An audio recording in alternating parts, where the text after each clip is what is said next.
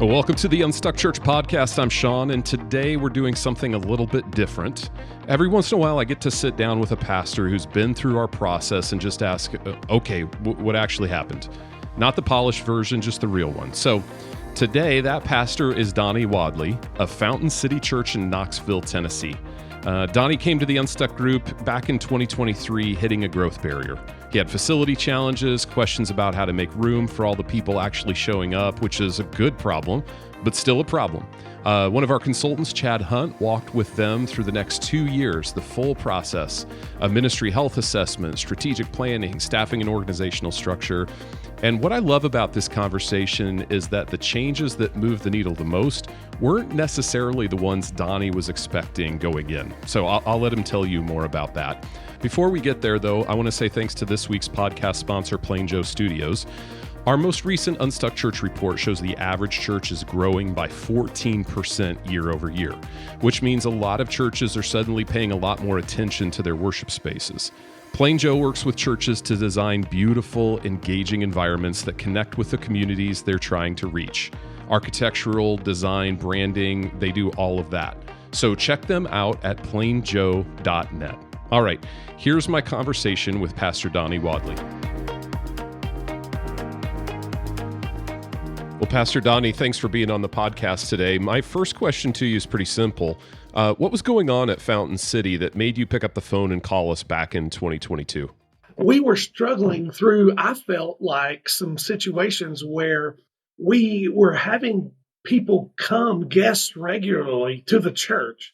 So we were growing, things were going pretty well, but we seemed to have the back door to the church was open as wide as the front door to the church was. Mm-hmm. And so we kept getting guests and visitors, and people were inviting people, and there was a lot of excitement. But I was like, I feel like we should be growing more because of all of the guests that we're having. And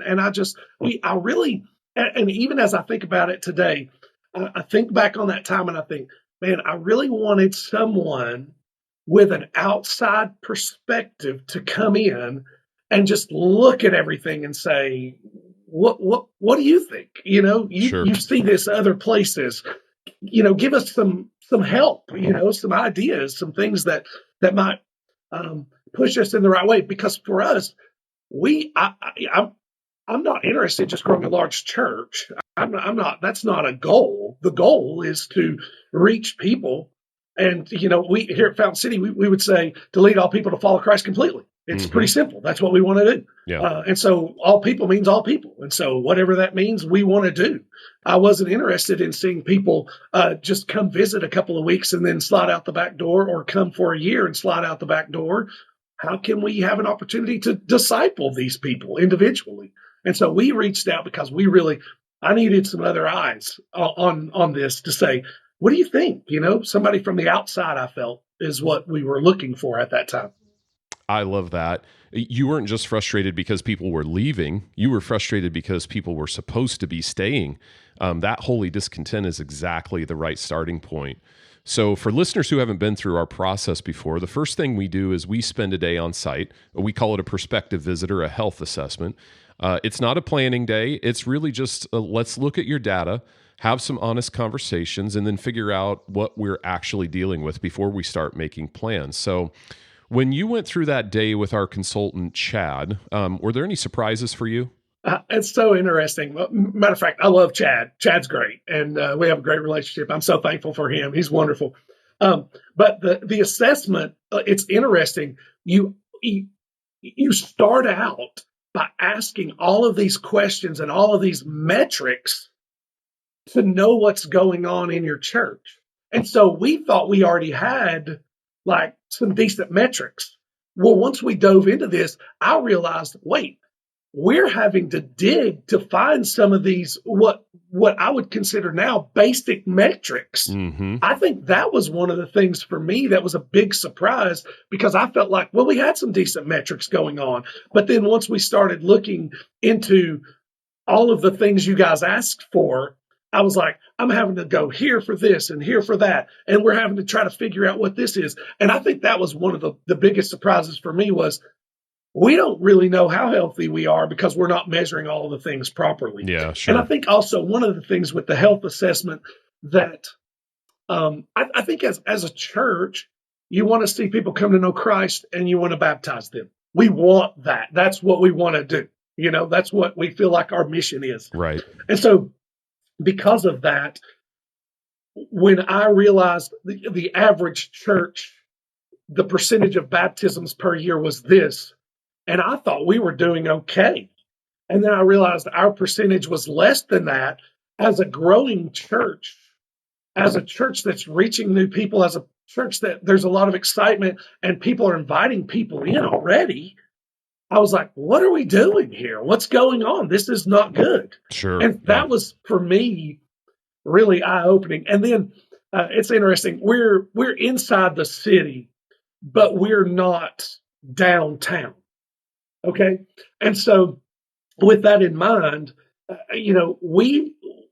we're in a situation where one of the first things that the assessment taught us was we're 56 parking spots less than we need per service. Yeah. That's a lid. Yeah. And we were like, whoa, this is crazy. And so you immediately see these things as you're looking at this with this assessment. That's just very helpful and it was very good. We could probably spend our whole time talking about, what we noticed through the assessment, but it was good. It was really, that's a thing that I would say, you guys want us to give these metrics back to you still, even today. Because we're in the database, and we still, it's good for us to continue this. We know where we're at. We know what's going on. And so that's still helpful for us even today. So the assessment was original, but now it's still something that, hey, we're keeping up with all this stuff again, which is good. Donny, I'll bet every pastor driving right now is just nodding along, listening to you. That scramble of, okay, that number's over here, and that one's in the spreadsheet somewhere, and then I think finance has this one is so common for churches and church leaders. The good news is that you figured it out, and you've got a dashboard buttoned up now. And I think that matters. Yeah, the frustration with that was way more than I thought it would be. Just getting it and then realizing, what are we doing here? We're trying to reach people. We want to do these things. Why have we missed this? So it was very exhaustive, but it was so good in the long run. Well, let's talk about your 2 days of planning. The assessment visit, that first visit was really just kind of the priming the pump. It's the let's figure out what we're dealing with step before we start building anything. So when you got into the actual planning sessions with Chad, what were a couple of your maybe aha moments? I do think that the planning sessions were so good. So we had a decent sized team in there. You guys are looking for a decent sized team, not too large, not too small. But I think one of the things that was helpful for us was to get some, I don't know the right way to say it, lay people that are just regular people that are for the church, that like want to see the mission of the church move forward. When they were in there starting to see some of these things and experience some of this, I think that was an aha moment for some of our people. Mm-hmm. And it was just like, wait, we want to, this is so much larger than us just coming to church on Sundays and serving here and being for the church and maybe being a deacon or something like that. And I think that was a glimpse for some of them into what all's going on. Hey, we're trying to reach people, and they wanted to reach people. That, just having the right people in the room was a bonus for us. It was a positive thing. Yeah. As we move forward. And then I think that you're going through this process with your with Chad. For us, we're going through this process with Chad, and as we're sitting there, some of the things come out, and people have different ideas. As a leader, one of the things that I always felt was so helpful is, people are still looking to you as the lead pastor. They're looking at what you're doing. And if I'm saying something to help another lead pastor out there, I felt like Chad was in the room saying these things, helping us out. But in reality, he would come back to me and say, what are your thoughts, Donny? How do you feel about where are you at in this moment? And that's so helpful because you're normally the person or one of the two people that by far know the most of what's going on everywhere. Right. Yeah. And so when your consultant's saying to you, where are you at? What do you feel like? What are you thinking? I think that was like, there's this, in this moment, there's this reassurance of, hey, we're all on the same page here. I'm here to help you. How can we like be in this together? What are your thoughts on this? Mm-hmm. And I never felt like that we were going in this weird direction, but there was a couple of times where I felt like, man, I see what everyone's saying, but I think this is more important. Yeah. And so we could redirect and get to that. And that was helpful. I also felt like in those moments that there was some pressure on me in my mind to come up with this vision or whatever, like in the end, because you guys, you'll wrap down to a point to where you say, hey, what's the vision here? And everybody gets to go out and talk about things and come back. And I just felt like that time prepared me for that moment. So those days prepared me for that moment so much that when that came out of my mouth, someone actually in our group, they actually taped it on their phone. Oh, yeah. And they've listened to it a few more times because they were just like, oh, I want to hear what he has to say in this moment. Because everyone else got to go around the room and say some things. And like for me, it's like, oh, I've been, thinking about these things a lot. And now let's just let it all come out. And that was a great moment for me that I wasn't expecting. I was a little like, oh, what's this going to look like? I'm a little nervous. People are going to be looking at you, whatever. But after spending that time with everyone mm-hmm. and Chad just leading through that, it was just like, I think it just bubbled out, just flowed out. It was great. I loved it. I'm really glad you said that because, I think a lot of lead pastors feel kind of quietly intimidated by the vision question. Like, I'm supposed to have this fully formed and everybody's watching me, but that's actually not how it's supposed to work. You've got a whole team in that room for a reason. Yeah. The vision is yours to carry, but having people around you to speak into it, confirm it, push on it, that changes everything. So once that vision was on the table and your team rallied around it, what happened next? What did that do for you practically? Yeah, I think that's what I was going to say with what you were just saying, which was so helpful, was I think people in the room hearing the vision were in that moment like, wow, this is big and we're excited. And so I think that was kind of like, I don't think that personally I didn't see all of this that coming through in this couple of days, I would say that. But I think that's one of the things that happened where we were all just like, man, yeah, let's go for this. Let's do this. And so that was kind of a huge thing for us as well. I don't know if that answers your question exactly with what you were thinking, but for us, I felt like the vision all of a sudden got larger, which for me, I'm saying, well, yeah, we're trying to reach people and there's a whole lot of need out there. There's a whole lot of gospel need in the world. So let's go for this. So I was excited about that. Yeah. What I'm hearing you say, Donny, is that laying out the vision basically did the rallying for you. Exactly. You didn't have to sell it. You just said it and people kind of leaned in then. And then Chad, if you have a different consultant, whoever that would be, they're just coming alongside of that, being a cheerleader for that as well. So that's the beauty of all of this. As you can tell, I'm for this. No one asked me, are you for this or not? But as you can tell, just in our conversation here, I'm like, this was a great thing for our church. And it was a good thing for me personally. And not only that, it's moved my mind in thinking larger every year now. I actually pulled your vital signs from when you refreshed your plan back in 2024. And even then, 2 years ago, you could already see the dials starting to move. So what were 2 or 3 of the numbers that stood out to you? We've had a 141% increase from 2023 in our baptisms. Wow. That is incredible. Yeah. That's exciting. It is. Right? Yeah, absolutely. That's not a small number. 141% increase in baptisms. That is the whole ball game for you guys. That's literally your mission. And honestly, I think there's something important here.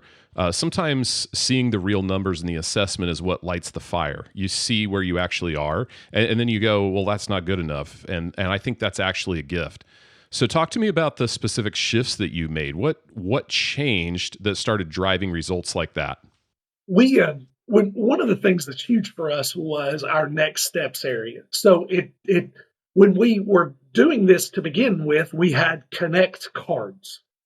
And so we were trying, I would say we tried everything we could possibly try to get people to fill these cards out because we wanted to help them. We wanted to move them forward in their walk. Right. With Jesus. We wanted to get them plugged into the church, into a group, and all of the things that are important we were trying to do. But it just was not taking place. And so like when we look back in 2023, the numbers were like we had 24 connect cards filled out.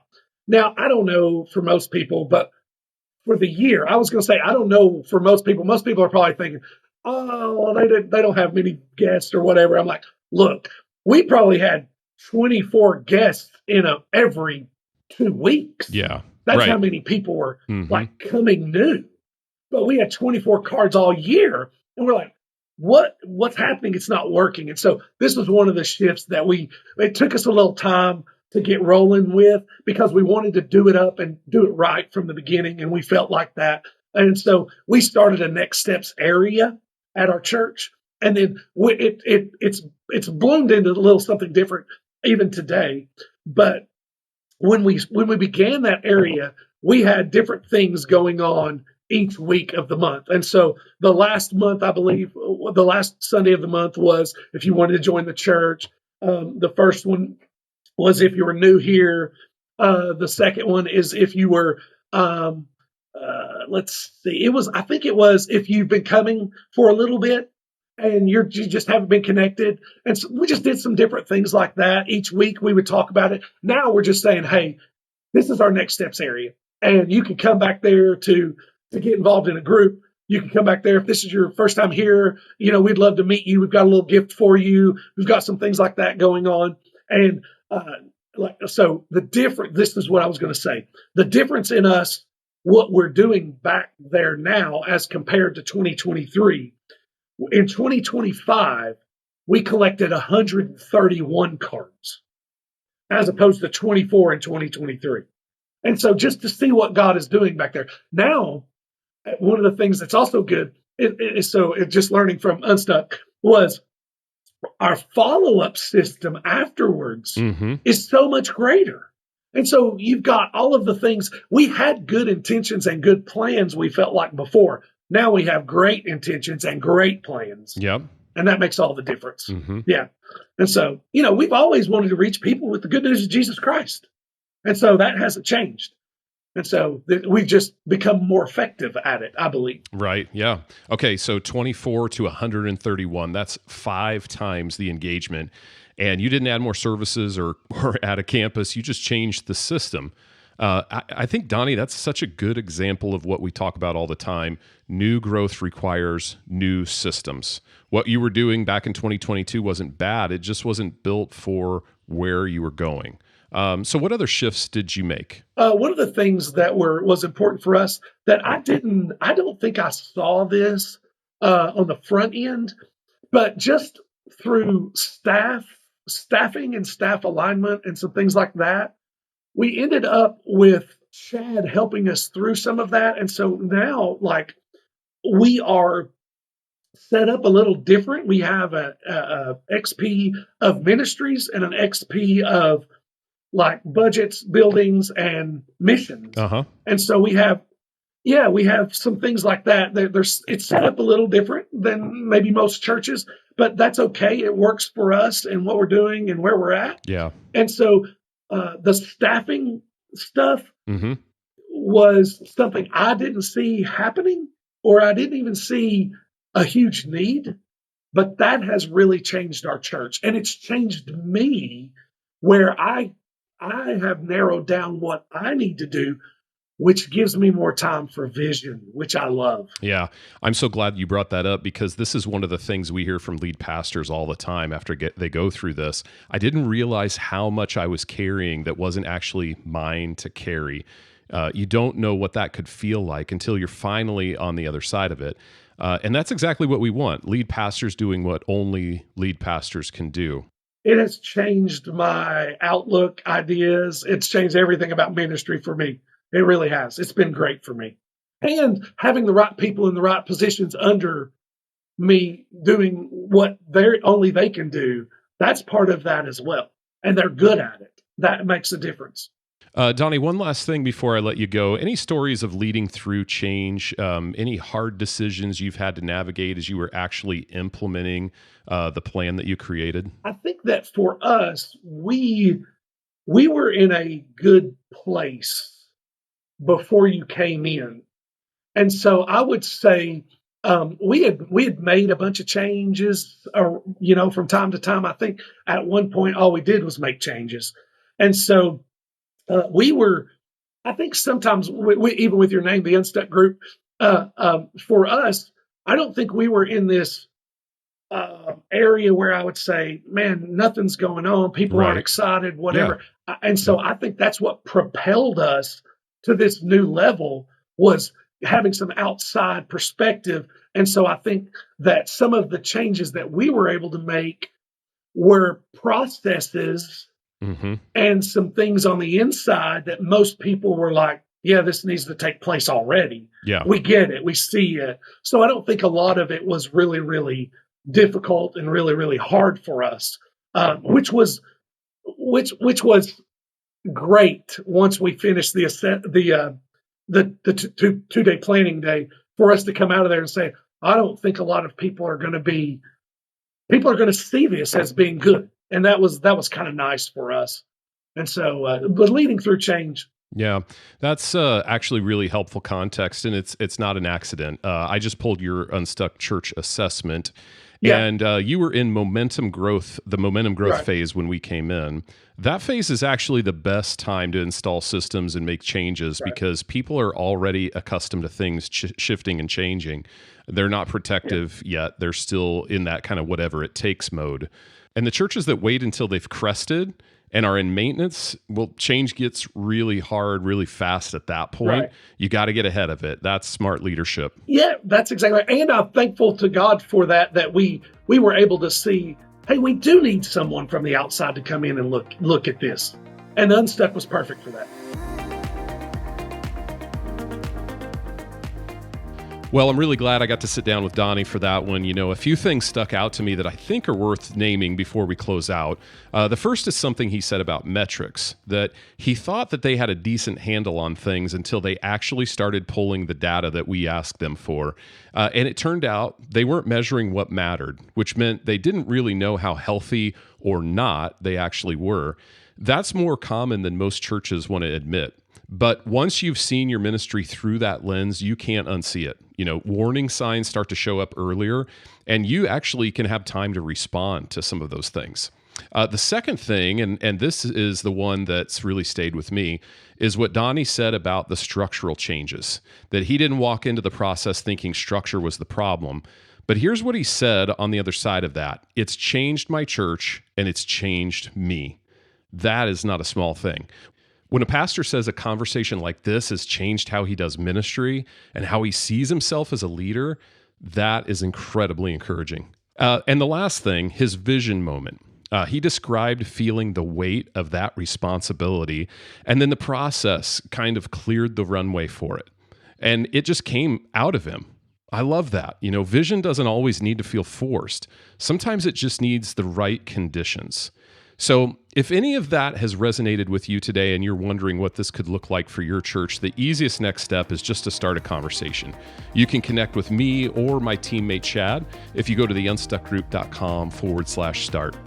And if this podcast has been helpful, a review wherever you listen goes a long way for us. You can subscribe for show notes and resources as well. at theunstuckgroup.com/podcast. Next week, we start a brand new series here on the podcast, and I'm going to share some of the hard lessons that we're learning as we coach churches through a rapidly changing culture. Until then, we hope you have a great week.